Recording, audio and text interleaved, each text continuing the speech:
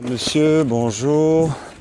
Voilà, donc ça fait longtemps que j'attends en effet une certaine relance comme tout le monde. Moi personnellement, c'est pas grave, je suis pas touché, mais de nombreuses personnes de tous les milieux sociaux que j'ai pu rencontrer et de tout ce que j'ai pu entendre sont bien entendu touchés.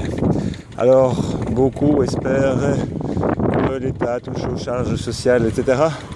Mais si il devait s'exécuter dans ce sens, il risquerait de ne pas pouvoir payer les pensions, le chômage et so forth. Donc ce n'est pas possible parce que si en effet ça pourrait relancer un minimum certaines entreprises, ça ne veut pas dire qu'il y aurait de l'emploi de créer. Certains essaieraient de faire plus de bénéfices et on ne sait pas ce qu'ils feraient de ces bénéfices par la suite. Directement, la plupart n'engageraient pas. Je ne suis pas certain du tout, mais bon, il faut se dire que malheureusement, dans le monde d'aujourd'hui, on ne peut pas dire que tout le monde soit beau et gentil, donc il ne faut pas trop compter dessus.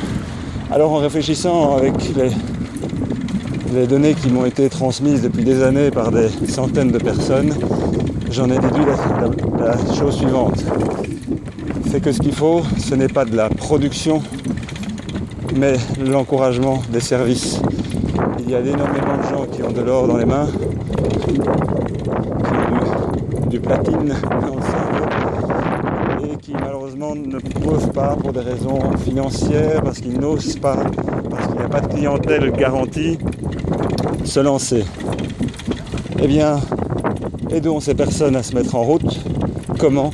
Eh bien, en permettant la déduction des particuliers de leur brut s'ils font appel à ce type de personnes, et en l'occurrence des métiers de service locaux avec des règles que j'ai définies en partie dans la proposition écrite dont vous allez avoir les éléments en fin de page, fin de vidéo.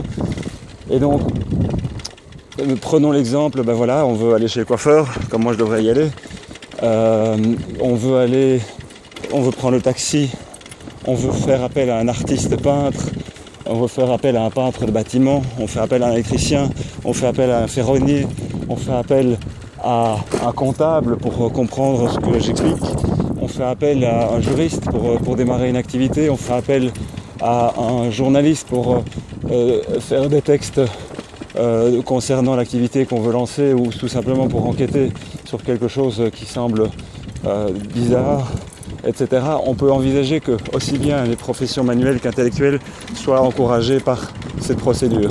Évidemment, il faudra des numéros d'agrément. Évidemment, il y en a qui seront conventionnés, déconventionnés, comme dans le monde médical.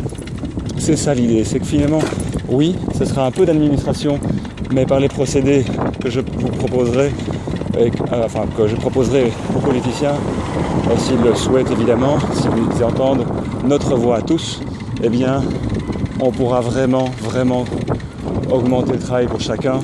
Et voilà, donc évidemment, si c'est pas clair, il faudra qu'on en parle plus clairement quand je serai à table autour d'autres personnes. Mais là, je n'ai pas le temps, il faut agir vite, et c'est pour ça que je fais cette vidéo de mon vélo ou dans mon véhicule.